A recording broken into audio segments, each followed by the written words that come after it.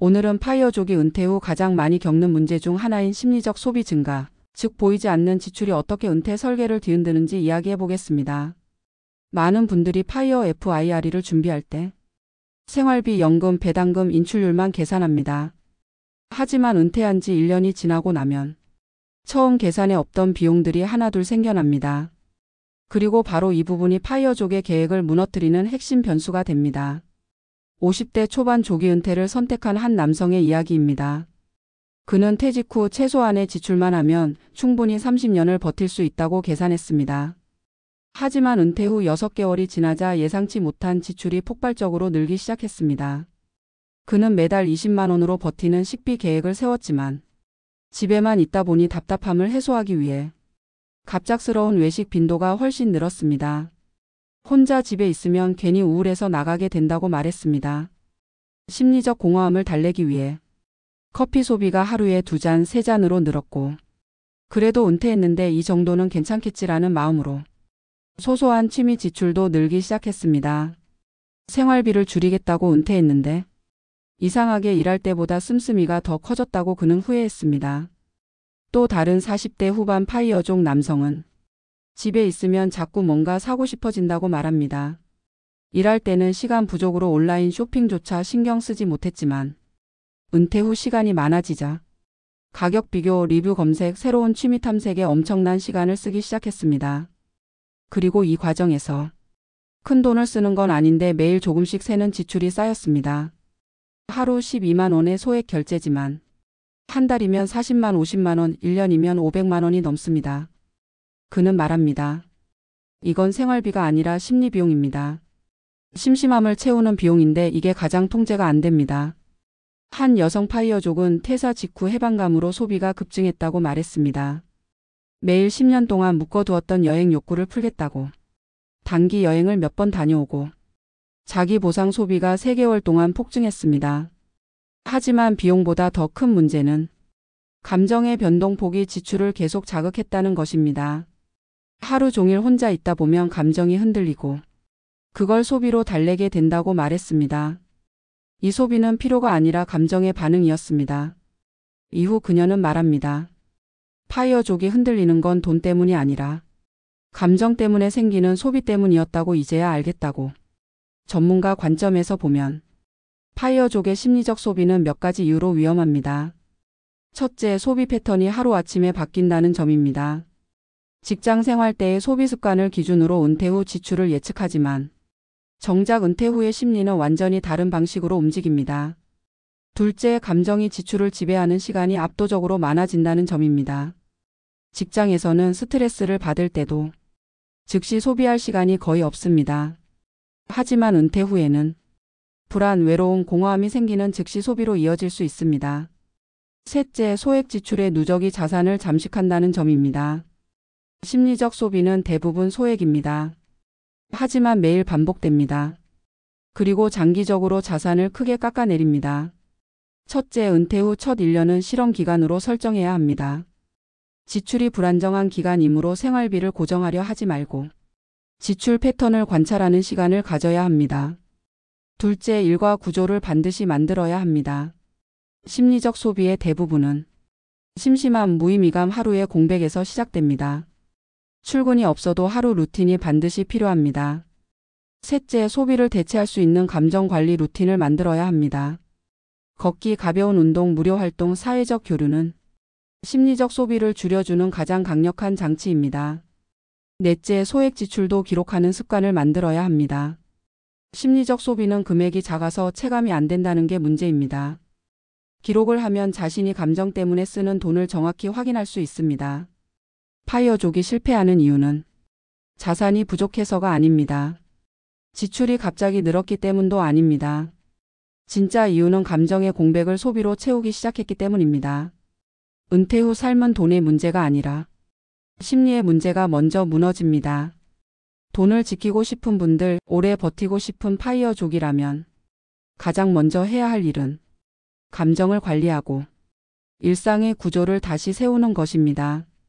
그게 은퇴 후 재정을 지키는 가장 현실적이고 실용적인 방법입니다. 심리적 소비가 파이어족을 흔들기 시작하는 순간은 대체로 아주 조용하게 다가온다. 계획과 계산, 금융 모델과 인출률만으로는 포착되지 않는 은퇴 후의 공백이 어느새 삶을 비집고 들어오고 그 틈새에서 예상치 못한 감정들이 자라기 때문이다. 많은 파이어족이 은퇴 전까지 소비는 의지만 있으면 줄일 수 있다고 믿는다. 하지만 은퇴 후의 소비는 의지로만 통제할 수 있는 종류가 아니다.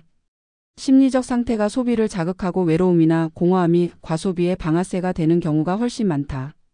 돈이 아니라 감정이 지출을 결정하는 것이다. 그리고 그것이야말로 파이어족이 가장 간과하는 위험 요소다.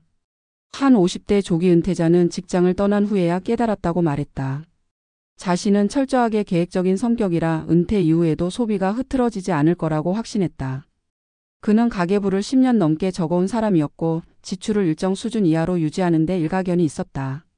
그러나 은퇴 후 첫 3개월 만에 계획했던 지출보다 월 평균 35% 이상 더 쓰고 있다는 사실을 발견했다. 비용이 갑자기 폭증한 것은 아니었다. 음식값과 교통비, 자잘한 취미 비용이 눈에 띄게 늘어났고 특히 외식이 이전보다 2배 가까이 늘었다. 이유를 묻자 그는 단순하게 답했다. 혼자 있는 시간이 길어지면 마음이 울적해지고 그러다 보면 밖에 나가게 되고 나가면 자연스럽게 지출이 발생한다고. 그는 집에 머물 때보다 밖에 나갈 때 더 살아있는 느낌이 들었다고 말했다. 결국 그가 외식에 쓴 돈은 음식값이 아니라 감정을 달래는 비용이었다. 또 다른 파이어족은 은퇴 후 처음으로 심심함이라는 감정이 얼마만큼 파괴적인지를 깨달았다고 말했다.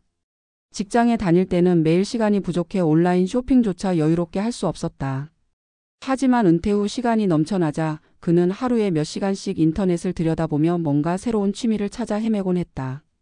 필요해서가 아니라 심심해서 이것저것 장바구니에 담고 소액 결제를 반복했다.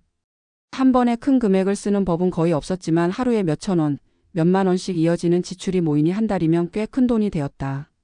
그는 은퇴 후 소비는 액수가 아니라 빈도에서 시작된다고 말했다. 심리적 공허함을 해소하기 위한 소비는 대체로 작기 때문에 경계심 없이 반복된다. 하지만 그 반복이 결국 재정을 갉아먹는다. 그는 자신이 돈을 쓴 것이 아니라 감정이 쓴 것이라고 설명했다. 한 여성 파이어족은 은퇴 후 갑자기 해방감을 느끼며 여러 소비를 자신에게 선물하듯 시작했다. 직장 생활 20년 동안 참고 미뤄두었던 취미를 시작하고 싶다는 마음이 들었고 여행도 다녀오고 싶었다. 처음 몇 달은 스스로에 대한 보상으로 여겼다. 하지만 시간이 지나면서 점점 소비 패턴이 취미나 여행의 영역을 넘어 감정 기복과 연결되기 시작했다. 하루 중 감정이 흔들릴 때마다 소비를 통해 위안을 얻으려는 습관이 생긴 것이다. 그리고 그녀는 어느 날 깨달았다. 자신이 소비하는 이유가 즐기기 위해서가 아니라 불안을 잠시 잊기 위해서라는 것을. 파이어족에게 가장 무서운 소비는 바로 이처럼 감정을 다루기 위해 쓰는 돈이다. 이 소비는 논리로 설득할 수 없고 계획으로 제어되기 어렵다. 인간의 심리는 계산보다 먼저 움직이고 때로는 훨씬 강하게 지출을 이끈다. 은퇴 후 소비가 증가하는 현상은 단순한 절제의 실패가 아니라 심리적 구조의 변화에서 비롯된다. 직장 생활은 우리의 하루를 자동적으로 구조화한다. 정해진 시간에 일어나 출근하고 정해진 시간에 식사하고 특정 시간 동안 긴장을 유지하고 하루 내내 누군가와 상호작용하며 일정한 역할을 수행한다. 이 구조는 우리의 감정을 일정하게 묶어주는 역할을 한다. 바쁜 동안에는 감정이 소비로 흘러갈 틈이 많지 않다. 하지만 은퇴 후 이 구조가 완전히 사라지면 감정이 흐르는 방향은 예측 가능성을 잃는다. 흔들리기 쉬워지고 외부 자극이 줄어든 만큼 내면의 감정이 과도하게 부각된다. 이때 소비는 감정이 빠르게 흘러갈 수 있는 가장 쉬운 통로가 된다. 감정적 소비의 문제는 금액이 아니라 지속성과 누적이다. 누구나 스트레스 받을 때 충동적으로 커피 한 잔쯤 사 마실 수 있다. 누구나 기분 전환이 필요할 때 작은 지출을 할 수 있다. 문제는 은퇴 후 이런 감정적 소비가 하루 단위가 아니라 일상이 된다는 것이다. 정서적 공백이 그대로 시간이 되고 그 시간이 지출이 되기 때문이다. 이때 소비는 단순한 돈의 문제가 아니라 존재의 문제와 직결된다. 소비가 삶의 의미를 대체하고 소비가 감정 조절의 기능을 대신하고 소비가 하루의 리듬을 만들어낸다면 이는 결코 작은 문제가 아니다. 전문가들은 은퇴 후 지출을 통제하기 위해서는 먼저 감정을 통제해야 한다고 강조한다. 은퇴 후 소비는 재정의 문제가 아니라 심리의 문제에서 출발하기 때문이다. 실제로 은퇴 초기 1년은 소비와 감정이 가장 크게 흔들리는 시기이며 이 기간 동안 소비 추이를 관찰하고 하루의 구조를 다시 만들어가는 과정이 필요하다. 일과 활동이 일정하게 마련되어 있으면 심리적 소비가 줄어들고 감정이 안정되면서 자연스럽게 지출도 안정된다. 의식적으로 하지 않아도 자연스럽게 일어나는 변화다. 사람은 공백을 견디기 어렵기 때문에 공백을 어떻게 채우느냐에 따라 소비의 양상이 결정된다. 감정적 소비를 줄이기 위한 방법으로는 일상 속에서 무료로 할 수 있는 활동을 늘려가는 것이 도움이 된다. 걷기, 독서, 동네 산책, 간단한 운동처럼 비용이 들지 않는 활동은 감정을 다루는 데 큰 효과가 있다. 매우 단순하지만 은퇴자들에게 가장 실질적으로 도움이 되는 조언은 바로 매일 최소한의 외부 루틴을 만들라는 것이다. 규칙적으로 하는 활동은 감정을 일정하게 유지시켜주고 감정이 안정되면 그만큼 소비도 통제된다. 또한 소액 지출이라도 기록하는 습관은 자신이 감정에 의해 소비하고 있는 패턴을 발견하는 데 도움이 된다. 지출의 단위를 줄이는 것이 중요한 것이 아니라 지출이 발생하는 이유를 자각하는 것이 중요하다. 결국 파이어족의 성공 여부는 자산의 규모보다 감정 관리와 삶의 구조를 어떻게 재정비하느냐에 달려 있다. 사람은 일과 역할이 사라지면 감정이 흔들리고 흔들린 감정은 소비로 흘러가기 쉽다. 은퇴 후 재정이 무너지는 과정에는 대형 사고가 있는 것이 아니라 작은 소비가 반복되는 조용한 침식이 있을 뿐이다. 그래서 파이어족에게 필요한 것은 절약의 기술이 아니라 생활 구조를 다시 만드는 능력이다. 감정을 관리하고 일상의 흐름을 만들고 시간을 의미 있게 채우는 능력이 재정보다 먼저 필요한 이유가 여기에 있다. 심리적 소비는 누구에게나 올 수 있다. 문제는 그것이 반복되며 하나의 패턴이 될 때다. 그 순간부터 소비는 재정의 문제가 아니라 삶의 방향을 바꿔버리는 힘을 가진다. 파이어족이 진정한 자유를 유지하기 위해서는 자유를 얻은 뒤 무엇을 할지, 어떻게 살지, 어떤 하루를 만들지에 대한 깊은 고민이 반드시 필요하다. 자유는 시간이 늘어나는 것이 아니라 시간을 다루는 능력이 요구되는 상태이기 때문이다. 감정을 제어하는 법을 배우지 못하면 소비가 감정을 대신 제어하게 된다. 그러면 파이어는 더 이상 자유가 아니라 또 다른 압박이 된다. 이 글을 읽는 시청자에게 전하고 싶은 마지막 메시지는 단순하다. 은퇴 후 재정이 무너지는 진짜 이유는 돈이 아니라 감정이다. 감정이 흔들리면 소비가 흔들리고 소비가 흔들리면 재정이 흔들린다. 파이어족의 성공을 지키고 싶다면 먼저 감정을 돌보고 하루의 구조를 되찾아야 한다. 돈은 계산으로 지킬 수 있지만 삶은 감정을 다루는 법을 배울 때 비로소 지켜진다.